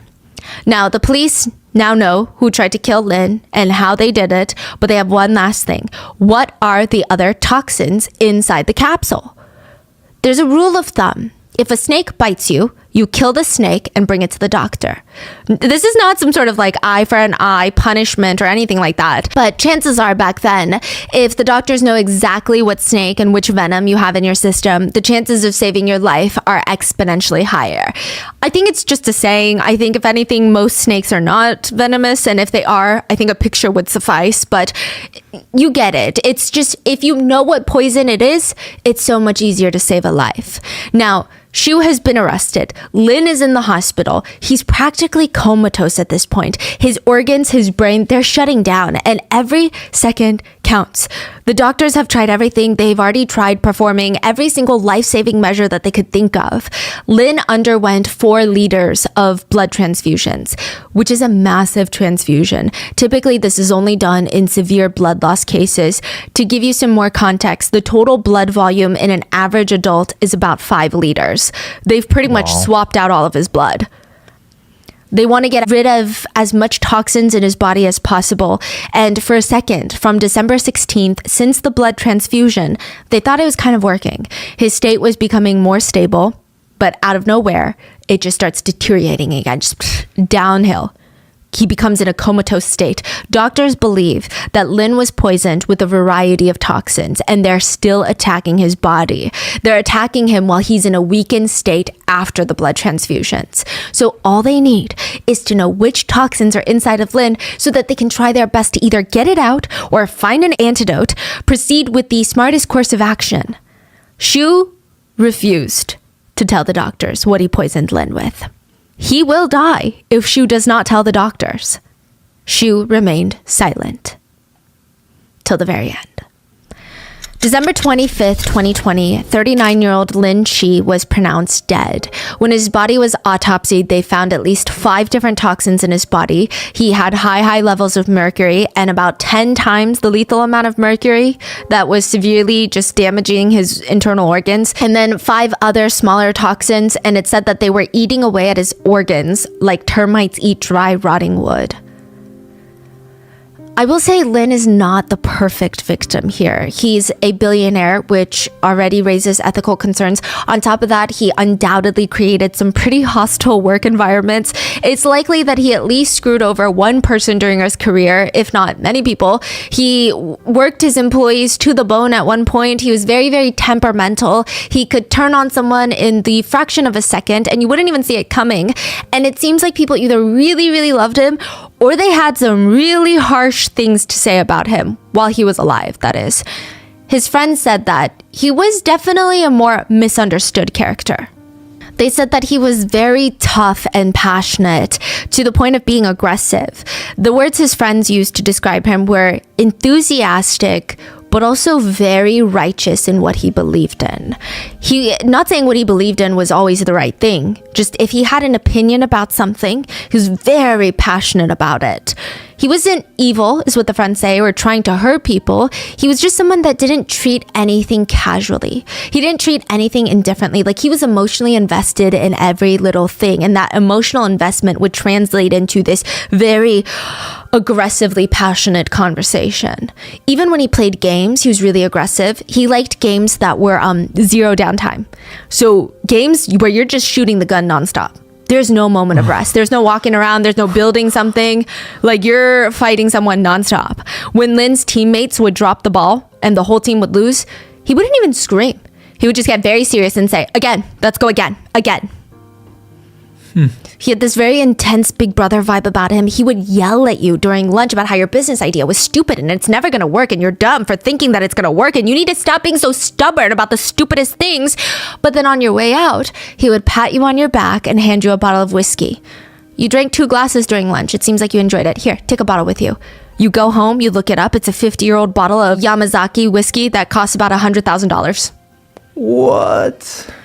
He would stay updated on all the projects Nanjing alumni would have, students who graduated from the same university as him, and he would invest $1 to $2 million per project that he was intrigued by.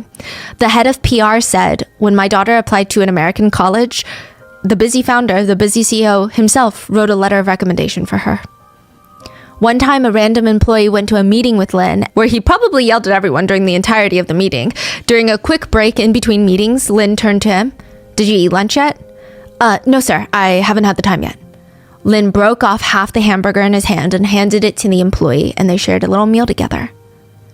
And they said that the man was incredibly smart. A friend of his said they had gone on a business trip together once, and Lin turned to him, "What books have you been into recently?" The friend recommended one, and during the 2 hours on the plane ride, Lin finished the whole book that took the friend much, much longer than that. And he was able to really have these thought-provoking conversations about the book. He really absorbed it. He did not just skim it. He was able to grasp all the concepts and ideas. But again, he's a very intense guy. His idea of working through an idea was to argue about it. To him, brainstorming was screaming at someone and having a fight about it. To the employees, he was straight up bullying them at times. And once he was set on an idea, he would bulldoze through everyone and anything to make it happen. But regardless, he was a father to 3 children, and he should have been here to see them grow up. And they're all minors. One Yuzu staff member wrote on social media, "You saw through what was imperfect, but still believed in beauty. Encountered unkindness, but still believed in kindness. Goodbye, youth. We will be together and continue to be kind. Believe in goodness and continue to fight against all that is unkind." One of the employees posted from Lin's account to all of his 2,000 employees at Yuzu, and I'm sure it was approved by his family, but it's a quote from Steve Jobs that apparently Lin really liked, which reads, "I would trade all my technology for an afternoon with Socrates. Goodbye, kids."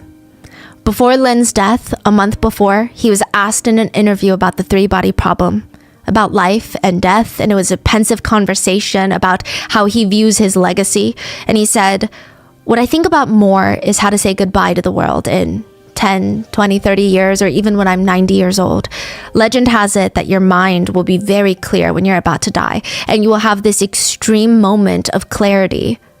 And at that moment, it's, how do you say goodbye? I'm very afraid that I'm going to be laying there thinking, before I die, how did I destroy the 3-body problem?" Wow. And this is a month before. Yes, Lin would never make it to 90, or even to the next year. He would be killed the next month. Because Lin is in a coma before his death, he would also never get to have that moment of supreme clarity that he had been hoping for. He had been robbed of it. The 3-body problem by Tencent in China was released in 2023. It was a massive hit with a super high ranking of 8.7 out of 10. The animated version that was released on streaming platform Bilibili in China was approaching the 100 million views mark. Netflix's 3-body problem was released a few months ago, March 2024. And Lin would never get the chance to see any of those projects come to life. Some netizens stated, think what you want of Lin. He's a billionaire, he seems incredibly temperamental. I guess he's loved by his family and friends, but he's feared by most of his subordinates and most of the business world. But in the end, one thing is pretty undeniable. He did seem to genuinely care for the quality of the three-body problem. Lin is credited as an executive producer on the recent Three-Body Problem release in Netflix posthumously, so post-death. Now, there was nothing in Shu's plan that indicated that he was trying to get away with this murder. Everyone in the office knew that Shu was on the out. He was hated by both Lin and Zhao. He had been humiliated. His ego was wounded. An employee said it was very clear that Shu made the whole three-body problem deal his whole personality, and he based his whole self-esteem off of it. They said he would practically puff up his chest and proudly state, other people have tried to take on this project, but none of them took it forward after touching it, except me. We closed the deal. We legal professionals are here to put out fires, break up deadlocked negotiations, but we must also have the courage to be change makers. And now, all of that is going to be gone. He feels like it's going to be taken away from him. In return, Shu would give Zhao and Lin gifts: tea, coffee, whiskey, a bottle of probiotics. And that's just the surface level. If anyone digs even 2 seconds deeper, they would find 160 phone numbers registered to his Japanese holding company. The house he was renting had evidence of poison that he bought off the dark web. He's objectively an intelligent person. He's likely going to know that he's going to get caught. So what? He's going to burn himself just to burn them? The dark forest, press the button, destroy everybody? Like, what does that mean? Most netizens don't think so. They think that Shu genuinely believed that he was going to get away with murder. Shu, to give you some context, went to school in France and the US. A lot of netizens think that that's influenced the way he's handled his own murder trial, because he's on trial for murdering Lin. According to some Chinese netizens, they felt that he had a very Western approach to his defense. He's betting on 3 things. Don't talk, hire an expensive legal team, the top of the top, and get expensive psychiatric evaluations that will state that you are not mentally in your right state of mind. It's reported that Shu had a bunch of books at home about psychiatric evaluations, and he also allegedly looked online about how to avoid punishment by claiming insanity. He had reviewed previous cases where foreigners, mainly in Western countries, escaped punishment because of the insanity plea. He provided his own psychiatric evaluations with doctors of his choosing to the court, and they were all rejected. They had state-appointed doctors to evaluate him, and they stated that he's definitely trying to act crazy. So it's very clear that he's putting on a whole show. Ultimately, a lot of netizens believe that this tactic of his ended up backfiring, mainly because he had the chance to save Lin's life and tell them which poisons, but he stuck with the don't talk, lawyer up, and claim insanity. It just shows how cold-hearted he is. It doesn't show anything else. His decision not to say ended up being life or death for Lin, and he died. And ultimately, that decision is going to be life or death for Shu too. March 21st, 2024, this year, The Three-Body Problem was released on Netflix. March 22nd, 2024, the day after, Shu was sentenced to death by the Shanghai courts. Wow. The vice president, now chief executive of the Three-Body universe, Zhao, said on his WeChat, "Justice has been served." And that is the story behind Netflix's Three-Body Problem. Wow, that is crazy.